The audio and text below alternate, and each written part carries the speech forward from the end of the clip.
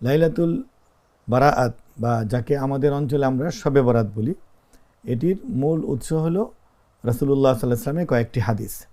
সেখানে তিনি এই রাতটিকে লাইলাতুন নিসফি মিন শাবান বলেছেন, অর্থাৎ শাবান মাসের মধ্য সময়ের রাতটি।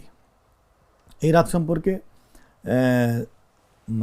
7-8টি হাদিস গ্রহণযোগ্য।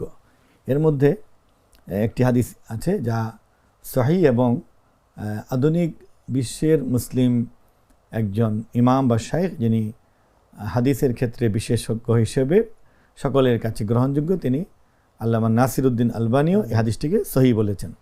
সেটি হলো ইয়াত্তালিউল্লাহু আযজা ওয়া জাল্লা ইলা খালকিহি লাইলাতান নিসফি মিন শাবান ফায়াগফিরু লিইবাদিহি ইল্লা ইসনাইন মুশাহিনুন ওয়া কাতিলু নাফসিন, রাওয়াহুল ইমাম আহমদ ফিল মুসনাদ।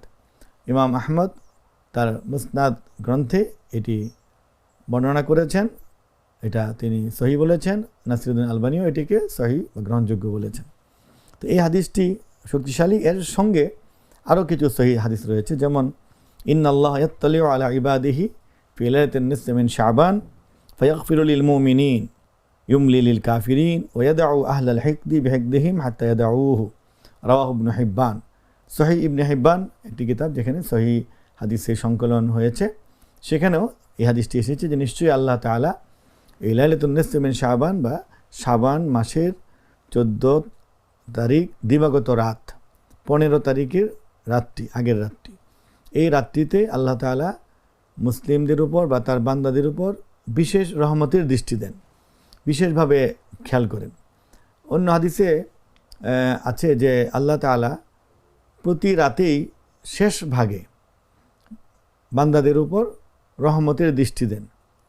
আর এই রাতে ব্যতিক্রম হলো শেষ ভাগে নয়, শুরুর ভাগে, অর্থাৎ যখন গুরুব শামস, সূর্য অস্ত যায় 14 তারিখের দিনের এবং 15 তারিখের রাত শুরু হয়, সেই সময় থেকেই আল্লাহ বান্দাদেরকে ক্ষমা করার জন্য বিশেষ একটি নম্র এবং একটা স্নেহ বা একটি দয়ার দৃষ্টি দেন। সেটিকেই বলা হয়েছে ইত্তালিউ আলা ইবাদি। প্রথম হাদিসটার অর্থ আল্লাহ তাআলা লাইলাতুন নিসফি মিন শাবান, লাইলাতুন নিসফি মিন শাবান বা শাবান মাসের মধ্য রাত্রিতে আল্লাহ তাআলা তার বান্দাদের প্রতি, সৃষ্টির প্রতি তিনি মনোনিবেশ করেন। ইয়াত্তালি অর্থ হলো তিনি তাদেরকে বিশেষ নজরে দেখেন। কোথাও আছে ইয়ানজিলু, আল্লাহ তাআলা তার আরশ থেকে প্রথম আকাশে নেমে আসেন। আসলে তো আল্লাহ তো তার দৈহিক বা এভাবে নেমে আসে না, এটা হলো আল্লাহর শক্তি, আল্লাহর মনোযোগ, আল্লাহর নিয়ন্ত্রণ, এটা তিনি গভীরভাবে দেন। সেভাবে দেওয়ার পরে তিনি 2 প্রকারের লোক ব্যতীত সমস্ত লোককে ক্ষমা করে দেন। মানে এই ক্ষমাটা হলো সাধারণ ক্ষমা, মানে সমস্ত সগীরা গুনাহ ক্ষমা, আর কবিরা গুনাহ তওবা করার শর্তে ক্ষমা করেন। তো 2 প্রকার এই হাদিসে এসেছে যে মুশাহিনুন, হিংসুক ব্যক্তি, যে মানুষের প্রতি হিংসা বিদ্বেষ এগুলি পোষণ করে, এগুলি চর্চা করে, লালন করে। আরেক প্রকার হলো কাতিলু নাফসিন, অন্যায়ভাবে বিচার বহির্ভূত কোনো মানুষকে হত্যা করে। এখানে হাদিস এসেছে। আর অন্য হাদিসে এসেছে যে আল্লাহ তাআলা 2 প্রকারের মানুষ ব্যতীত এই রাতে সবাইকে ক্ষমা করেন। তো সবাই ক্ষমা করার মধ্যে আমরা সাধারণ মানুষ পেয়ে গেলাম এই সুযোগটি। আর বিশেষ ব্যক্তি যে তাদের ব্যাপারে বলা হয়েছে যে মুশাহিনুন, হিংসুক, আর বলা হয়েছে মুদমিনু খামরিন, মানে যে ব্যক্তি মদ পানে অভ্যস্ত, মাদকসেবী। আরেকটা প্রকার হলো হিংসুক। অন্য এক হাদিসে বলা হয়েছে যে মুশাহিনুন, আরেকটা হলো আকুল ওয়ালিদাইন, পিতামাতার অবাধ্য।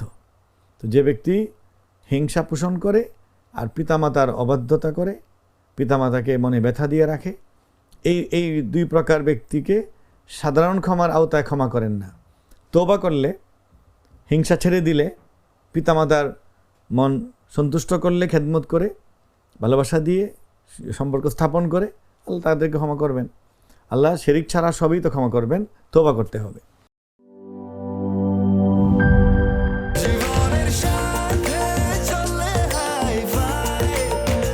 স্বাস্থ্যকর অল টাইম ফ্যামিলি কেক, সব সময় অল টাইম হেলদি লাইফ।